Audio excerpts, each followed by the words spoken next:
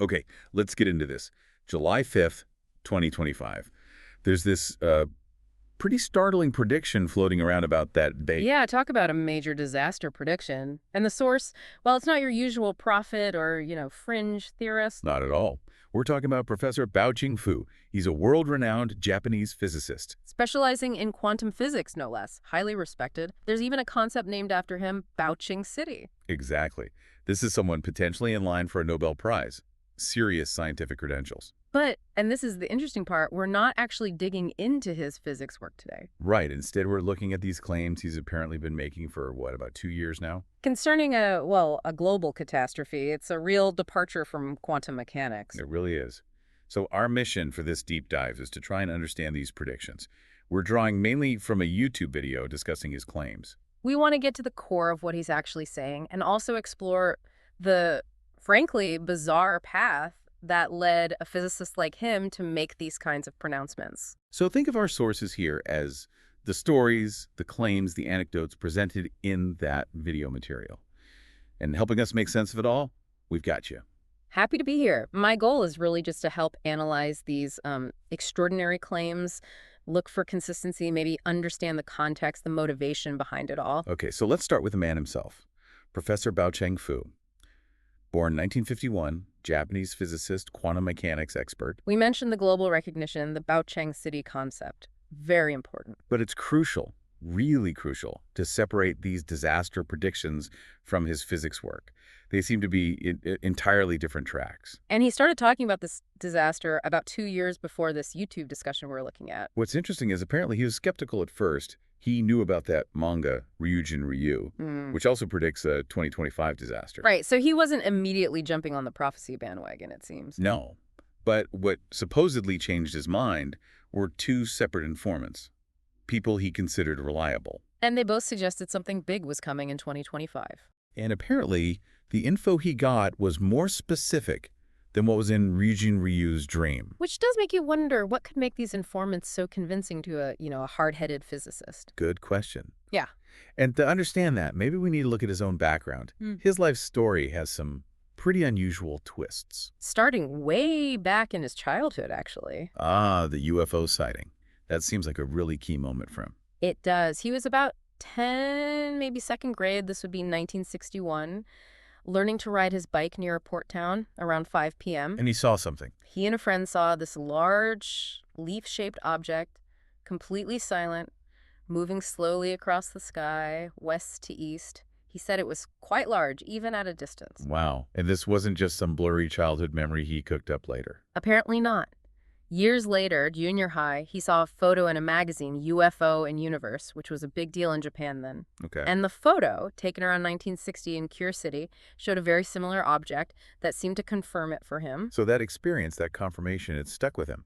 Definitely. It seems to have fueled this lifelong interest. When he went to university, Tohoku University, he actually started in astronomy. Thinking he could study UFOs. Exactly.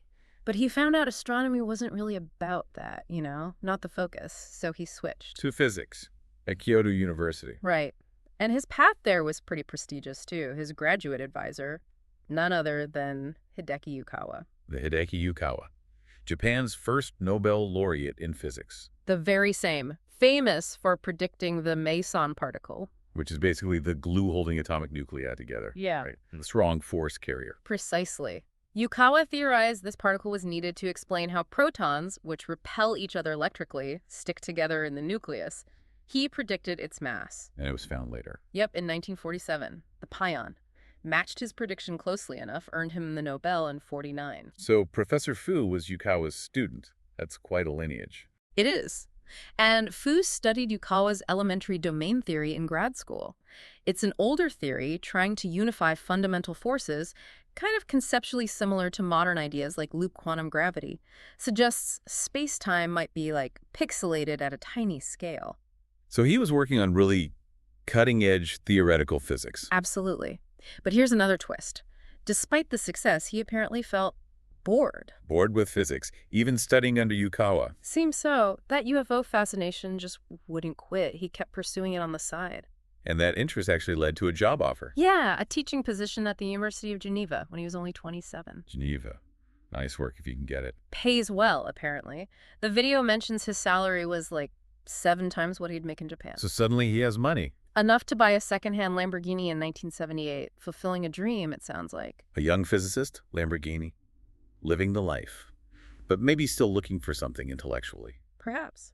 Because soon after getting the car, he gets invited to lecture in Germany, University of Siegen. And he was excited. Very. Not just the lecture, but the chance to drive the Lamborghini on the Autobahn. No speed limit. Okay, I can see the appeal. Mhm. But this is where the story gets really wild, isn't it? This is it. He's driving, apparently over 200 kilometers per hour, and suddenly, silence. Silence. In a Lamborghini at that speed. Total silence, no engine noise, no wind, no vibration, nothing. And then an equation appears in front of him, just hanging in the air. An equation, like visually. That's the claim. A complex mathematical equation. He instinctively slows down. Sound comes back, vibrations return, equation vanishes. Bro. He pulls over, rests, tries again. When he stops the car, the equation reappears. Okay, they get something else. Did he recognize the math? He wrote it down. And within about 30 minutes, he realized something incredible. What? He could derive the Schrödinger equation from this new equation. Derive Schrödinger, but that's like driving EMC Prosecori. It's fundamental. You don't get it from something else, usually. Exactly. It's considered a foundational principle of quantum mechanics. Describes how quantum systems evolve. Deriving it suggests this new equation is somehow more fundamental. A link between classical and quantum mechanics, maybe. That was the implication. A potential bridge between the two biggest pillars of modern physics. Huge. So what did he do? He's just seen an equation materialize on the Autobahn. He presented it immediately at the University of Siegen. How did that go down? Apparently huge excitement. Professors were urging him, publish this now. I bet. And did he? Incredibly fast. Published in major American physics and mathematics journals within 2 months. 2 months. That usually takes years. And the rejection rates are insane. Right. It suggests the work was seen as potentially revolutionary, and the equation got named after him. Vouching City. That's the one. That equation made him famous in the physics world. Just an absolutely mind-blowing origin story for a major scientific concept. And apparently he's not totally alone in having these kinds of experiences. The video mentions he spoke to other Nobel laureates who privately admitted something similar. That they didn't deduce their key equations step by step, they sort of saw them. Like a flash of insight. Yeah, almost like it was revealed. There's kind of an unspoken agreement not to talk about it too much, perhaps. The host of the video even shared a personal story, right? About a software algorithm just popping into his head. Right, so Fu sees this as maybe evidence that talent isn't just about hard work. It's about being open to your natural inclinations, these insights. And he's critical of standard education for potentially stifling that. It seems to be his view, that the system doesn't always nurture that kind of intuitive leap. Which, you could argue, makes him perhaps more open to believing information that comes from unconventional sources, like his informants about 2025. Exactly. His own life experience is pretty unconventional, so maybe claims that seem outlandish to others don't strike him as immediately impossible. Okay, so let's pivot back to the 2025 disaster prediction itself. He was skeptical of the manga. Right, Ryujin Ryu. But then came the informants. 2 of them. The first one was supposedly connected to NASA. That's the claim. This NASA source allegedly confirmed a 2025 disaster was real. They gave a general time frame, specifically mentioning it would hit on a Friday. A Friday, okay. Now, Fu, using his astronomy background, interpreted this. He figured the only thing predictable that far out, with that kind of lead time, would be a near-Earth object, an asteroid or comet impact. So the NEO idea is his interpretation, not directly from the NASA source. Correct. That's an important distinction. The source also apparently said calculations were ongoing, refining the date, and it was moving closer towards July 5th. Interesting. And the second source? This one was supposedly a U.S. government insider, and this source gave the specific date and time. July 5th, 2025, 4:1 a.m. Japan time. Which is July 4th afternoon in the U.S. Independence Day. That timing is noticeable. Definitely. And this insider also mentioned some kind of planned operation, maybe a rescue or response effort, timed for that exact moment. There was also some mention of a political angle, something about Trump and a canceled agreement. Yeah, some speculation tying it to U.S. Independence Day and an agreement that supposedly got shelved after Trump's election. Adds another layer of complexity, maybe intrigue. But still uncertainty about what the disaster actually is. NEO or something else? Right. The insider didn't confirm an NEO, so it could still be man-made, according to this narrative. And if it was man-made, any planned response might have been scrapped entirely. Given all that uncertainty, did Fu offer any advice? Where to be safe? He apparently suggested mountainous inland areas, specifically mentioned Hokkaido, Japan's northern island, and Okayama. Okayama, why there?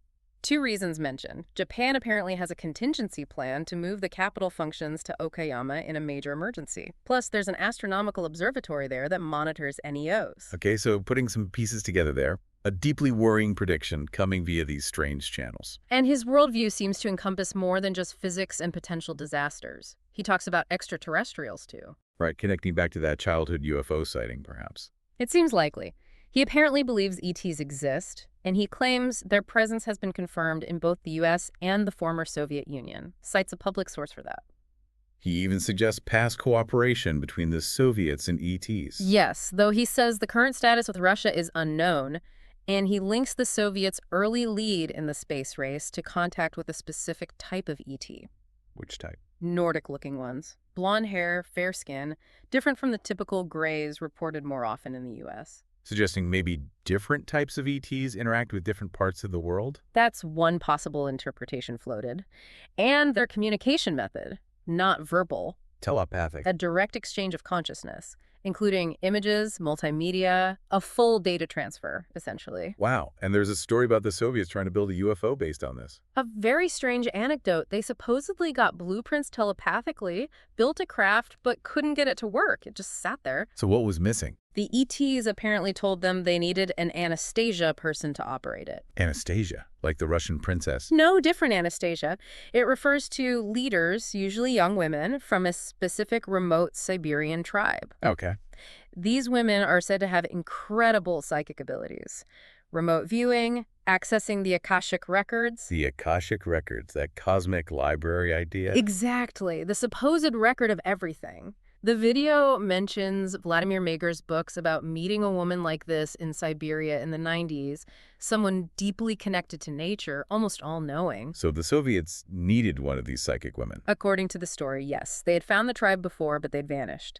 Eventually, they found an Anastasia, and she was able to make the craft work. Wow. It apparently required a sort of soul-level connection to the components, something ordinary people couldn't establish. That is quite a story. Where did Professor Fu hear all this? From a Japanese psychic named Akamatsu Noriko. Okay, another source outside conventional science. Yes.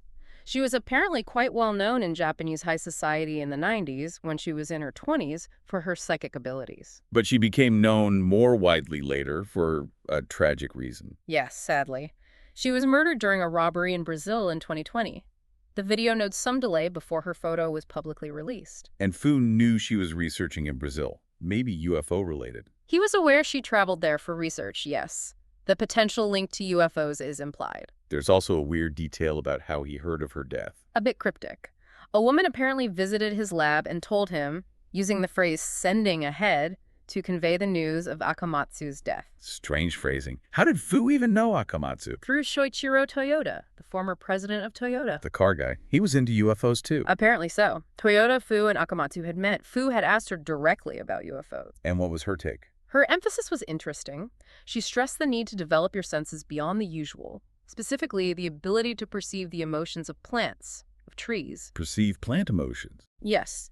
She claimed that was a prerequisite for sensing extraterrestrial presence, that ET communication operates on that kind of intuitive, perceptive level. So developing non-standard senses is key to connecting with non-standard intelligence. That seems to be the idea she conveyed. Ties back to that whole theme of perception beyond the ordinary. Okay, so let's try to wrap this up. We've journeyed through the claims of Professor Bao Fu, respected physicist, predicts a 2025 disaster.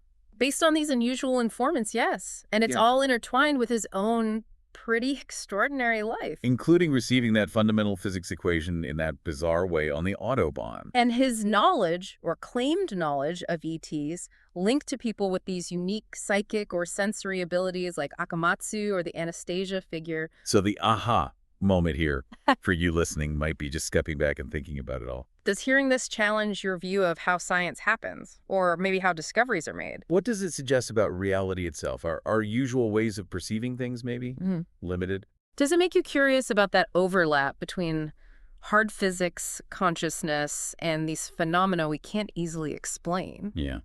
And maybe that leaves you with a final thought to chew on. If insights can come from places this unexpected, if maybe our reality is bigger or stranger than we generally think, Then what else might be out there? What other knowledge, what connections are just waiting, maybe hidden in plain sight, or waiting for us to develop the senses to perceive them? both within ourselves maybe and out there in the universe, something to definitely keep pondering.